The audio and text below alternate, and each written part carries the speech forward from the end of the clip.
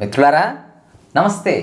పరమపుణ్యప్రదమైన పోతన భాగవతం ప్రహ్లాద చరిత్రకు మనసారా స్వాగతం.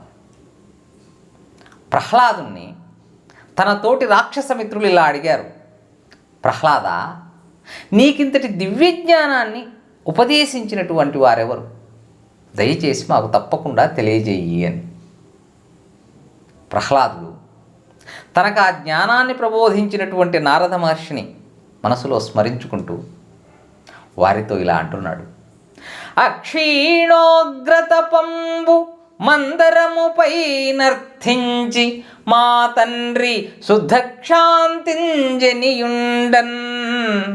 చీమగమి చేతన్ భోగి చందంబునన్ భక్షింపంబడే పూర్వపాపములచే పాపాత్మకుండంచుమున్ రక్షసంఘము మీద నిర్జరులు సంరంభించి యుద్ధార్థులై మున్ ఒకానొకప్పుడు అక్షీణోగ్రత పంబు మందరముపై నర్థించి మా తండ్రి శుద్ధక్షాంతింజనియుండన్, నా తండ్రి అయినటువంటి హిరణ్యకశిపుడు ప్రశాంతమైనటువంటి చిత్తముతో మహాభయంకరమైనటువంటి తపస్సు చేసుకోవడానికై మందరగిరి మీదికి వెళ్ళగా చీమగమిచేతన్ భోగి చందంబునన్ భక్షింపంబడే పూర్వపాపములచే పాపాత్మకుండంచు.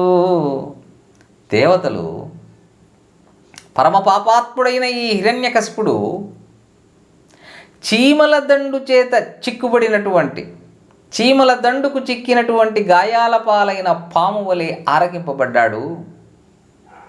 ఆ తపస్సులోనే సమసిపోయాడనుకొని రక్షసంఘము మీద నిర్జరులు సంరంభించి యుద్ధార్థులై దేవతలు తొందరపడి రాక్షసులపైకి దండయాత్ర చేశారు. దేవేంద్రుడి సారథ్యములో దేవతలు యుద్ధభేరీలు మోగిస్తూ ఆర్భాటంగా ఆ రాక్షస రాజ్యంపైకి దండయాత్ర చేయగా రాజు లేనటువంటి ఆ రాక్షస సేన వీరి ఆర్భాటాన్ని చూసి సమస్త సంపదలను వదిలి ప్రాణాలరచేత పట్టుకొని పారిపోయారు. దేవసైన్యం ఆ రాక్షస రాజ్యంపై పడి వారి యొక్క సర్వ సంపదలను కొల్లగొట్టి తీసుకెళ్ళిపోయారు. ఇంద్రుడు ఆ రాక్షస రాజు యొక్క అంతఃపురంలోకి వెళ్ళి హిరణ్యకశిపుడి భార్య అయినటువంటి లీలావతిని, బెదరిపోయి దుఃఖిస్తున్నటువంటి ఆ లీలావతిని చెరబట్టి తీసుకెళ్తుండగా అదృష్టవశాన నారద మహర్షి ఈ దృశ్యాన్ని చూసి, స్వర్భువనాధినాథ సురసత్తమా వేల్పులలోన మిక్కిలిన్ నిర్భర పుణ్యమూర్తివి సునీతివి మానిని బట్టనేల ఈ గర్భిణి నాతురన్ విడువు కల్మషమానసురాలుగాదు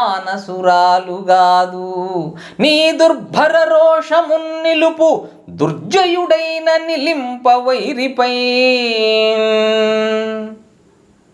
స్వర్భువనాధినాథ, స్వర్గలోకాధినాథ, సురసత్తమ, దేవశ్రేష్ఠుడా, వేల్పులలోన మిక్కిలిన్ నిర్భర పుణ్యమూర్తివి, దేవతలలో పుణ్యాల రాశివి, సునీతివి, గొప్ప నీతిమంతుడివి. అలాంటి ఇంద్ర, మానిని బట్టనేల ఈ గర్భిణి నాతురన్ విడువు కల్మషమానసురాలు కాదు నీ దుర్భర రోషమున్ నిలుపు దుర్జయుడైన నిలింపవైరిపైన్. నీకు నిజంగా అంత రోషం ఉంటే నువ్వు నీ ప్రతాపాన్ని దుర్జయుడైన జయింప శక్యము కానటువంటి నిలింపవైరిపైన, దేవతల శత్రువైన ఆ హిరణ్యకశిపుడిపైన ప్రదర్శించు నీ రోషాన్ని, నీ ప్రతాపాన్ని. మానిని బట్టనేల ఈ గర్భిణి నాతురన్ విడువు కల్మషమానసురాలు కాదు. ఈ లీలావతి పాపాత్మురాలు కాదు, పరమ పుణ్యశీలి, పతివ్రత. రోదిస్తున్నటువంటి ఈ లీలావతిని ఎందుకు చెరబట్టావు? వదిలేయి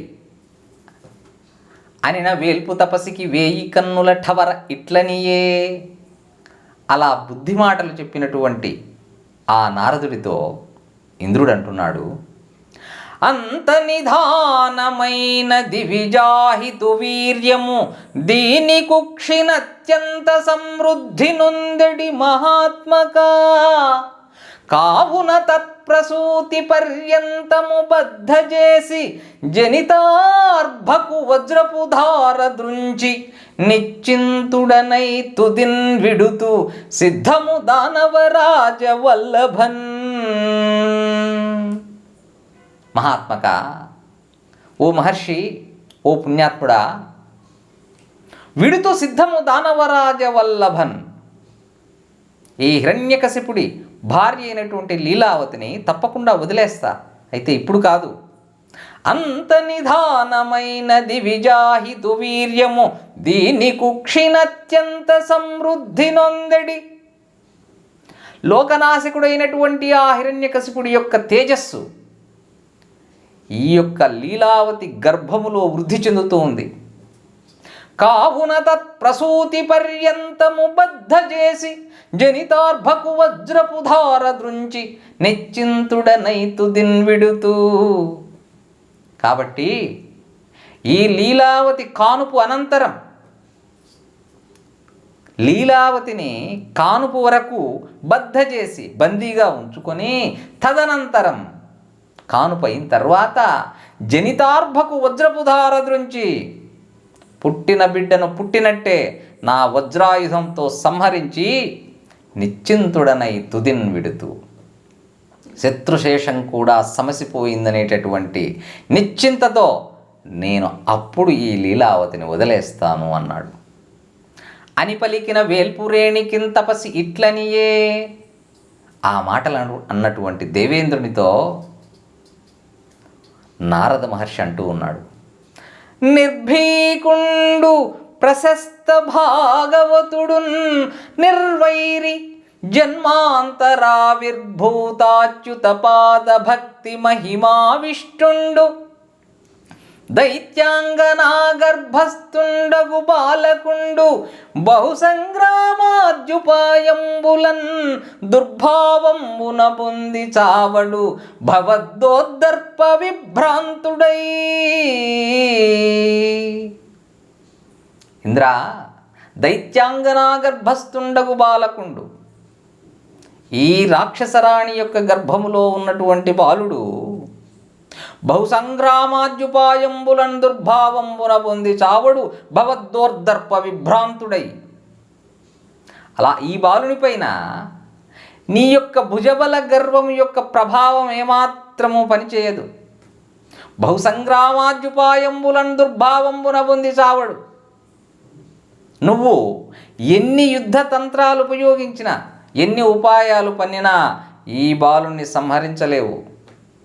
నిర్భీకుండు, ఎందుకంటే వీడికి భయం అనేది లేదు, నిర్భయస్థుడు. ప్రశస్త భాగవతుడు, పరమ భాగవతోత్తముడు. నిర్వైరి, వీడికి శత్రువులే లేరు. జన్మాంతరావిర్భూతాచ్యుత పాదభక్తి మహిమావిష్టుండు, వీడికి జన్మజన్మలుగా ఆ హరిభక్తి ప్రాప్తించినటువంటి మహామహిమాన్వితుడు వీడు. అనేక జన్మలుగా హరిభక్తితో ఉన్నటువంటి బాలుడు వీడు. కాబట్టి ఎన్ని ఉపాయాలు పన్నినా, నువ్వు ఎంత ప్రయత్నించినా ఈ బాలుణ్ణి చంపలేవు. కాబట్టి ఇంద్ర, ఈ లీలావతిని వదిలిపెట్టు అని నారదుడు చెప్పాడు. నారదుడి మాటలకు ఇంద్రుడు ఆమోదించి లీలావతికి ప్రదక్షిణం చేసి నమస్కరించి వదిలి వెళ్ళాడు. నారద మహర్షి లీలావతితో, అమ్మా, నన్ను నీ తండ్రి అనుకొని నా ఆశ్రమానికి రా.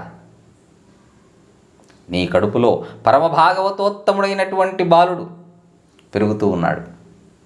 నీ భర్త తప్పకుండా తపస్సు అనంతరం గొప్ప వరాలు పొంది వస్తాడు.